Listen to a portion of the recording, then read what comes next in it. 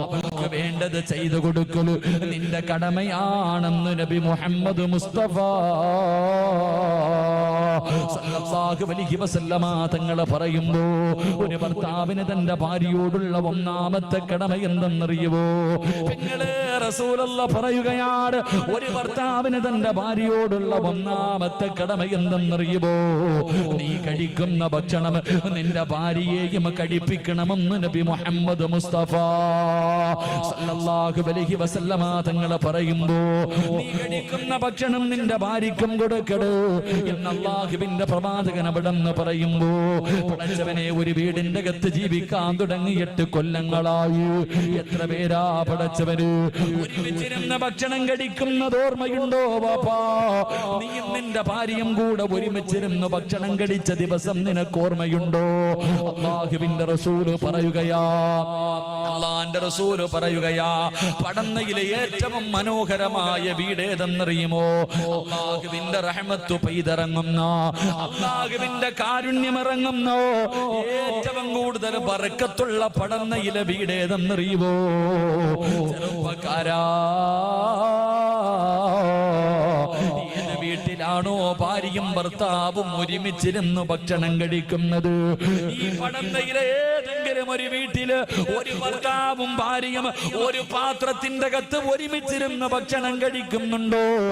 ആ വീട്ടിലാണ് അല്ലാഹുവിന്റെ ബർക്കത്ത് ഇറങ്ങുന്നതെന്ന് ആദരവായ പ്രവാചകൻ നബി മുഹമ്മദ് മുസ്തഫ സല്ലല്ലാഹു അലൈഹി വസല്ലമ തങ്ങൾ പറയുകയാ, ആ വീട്ടിലാണ് അല്ലാഹുവിന്റെ കാരുണ്യം ഇറങ്ങുന്നത്, ആ വീട്ടിലാണ് സമാധാനമുള്ളത്, ആ വീട്ടിലാണ് ബർക്കത്തുള്ളത്.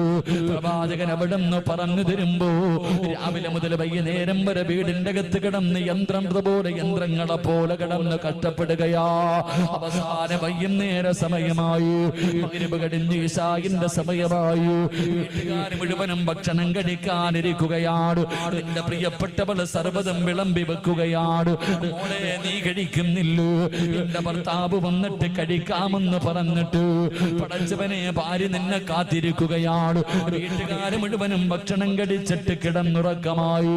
സ്നേഹമുള്ള ഭാര്യ ഉറങ്ങാതെ വീടിന്റെ കവാടത്തിൽ കണ്ണും നാട്ട്, എന്റെ പ്രിയതമൻ വരുന്നുണ്ടോ? എന്റെ ഭർത്താവിനെ കാണുന്നില്ലല്ലോ.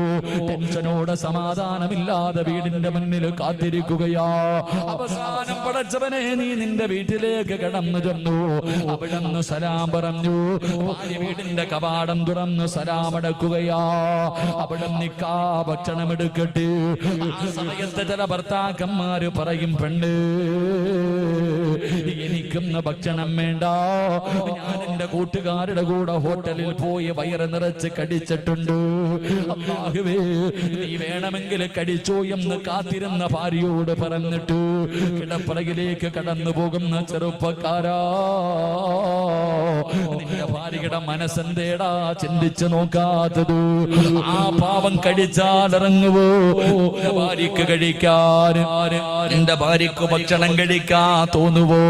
സ്നേഹമുള്ളവരെല്ലാം മടക്കി വെച്ചിട്ട് പട്ടിണി വന്നിട്ട് നിന്റെ ചാരത്ത് കിടക്കുകയാ. ചെറുപ്പക്കാരാ, കരുണയില്ലാത്തവനാകരുത്, നന്ദിയില്ലാത്തവനാകരുത്. മോനെ, നിന്റെ ഭാര്യയുടെ കൂടെ നിനക്കൊന്ന് പോയിരുന്ന് കഴിച്ചാൽ ഒരുപാടൊന്നും വേണ്ട. ചെറുപ്പക്കാരാ, ഒരു കിള ഭക്ഷണം കഴിക്കാൻ നിന്റെ വയറ്റിലെ സ്ഥലമുണ്ടെങ്കിൽ നിനക്കൊന്ന് കടിച്ചുകൂടി. നിന്റെ വയറിന്റെ അകത്ത് സ്ഥലമില്ലെങ്കിലോ അല്ലാഹുവേ, ഭാര്യ കഴിക്കുന്ന പാത്രത്തിന്റെ അകത്ത് കൈയിട്ടിട്ട് ഒരു ഭക്ഷണം ഭാര്യ നിന്റെ ഭാര്യയുടെ വായിലൊന്ന് വെച്ച് കൊടുക്കണം. ചെറുപ്പക്കാരാ, അല്ലാഹുവേ, അല്ലാതെ വയറ് നിറച്ച് തിന്നിട്ട് വന്ന് കിടക്കുന്ന ചെറുപ്പക്കാരാ, അത് നല്ലതാണെന്ന് നിനക്കാരാ പറഞ്ഞു തന്നത്? അതൊരിക്കലും ശരിയല്ല പൊന്നുമോര്. മഹാനായ നബി മുഹമ്മദ് മുസ്തഫ സല്ലല്ലാഹു അലൈഹി വസല്ലമ തങ്ങള് ഭർത്താവ് വരുന്നതിന് മുമ്പ് ഒറ്റയ്ക്ക് തിന്നുന്ന പെണ്ണുങ്ങൾക്കും ഇത് പാടവാ. പടച്ചവരെ, ഭർത്താവും ഭാര്യയും ഒരുമിച്ചിരുന്നാണ് കഴിക്കേണ്ടത്.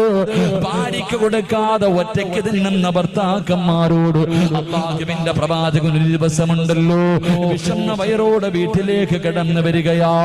ആയിഷ എനിക്ക് വിശക്കുന്നു, എന്തെങ്കിലും കഴിക്കാനുണ്ടോ ആയിഷ? ആയിഷ ബീവി റളിയല്ലാഹു തആല അൻഹ 3 റൊട്ടി എടുത്ത് കൊണ്ടുവരികയാണ്. 3 റൊട്ടി എടുത്ത് കൊണ്ടുവന്ന് പ്രവാചകന്റെ മുന്നിലേക്ക് വെച്ചു കൊടുത്തു. യാ റസൂലല്ലാഹ്, ഈ 3 റൊട്ടിയല്ലാതെ ഒന്നുമില്ല നബിയേ എന്ന് പറഞ്ഞുകൊണ്ട് പ്രവാചകന്റെ മുന്നിൽ ഭക്ഷണം കൊണ്ടുവെക്കുകയാ. അല്ലാഹുവിന്റെ റസൂല് കടിക്കാൻ തുടങ്ങി. 3 റൊട്ടിയും അല്ലാഹുവിന്റെ പ്രവാചകൻ കടിച്ചു.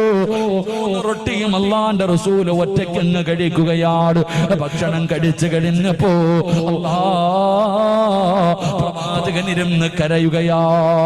എന്റെ ചെറുപ്പക്കാരാ, ലോകത്തിന്റെ നേതാവിന്റെ കണ്ണിങ്ങനെ നിറഞ്ഞൊഴുകുകയാണ്.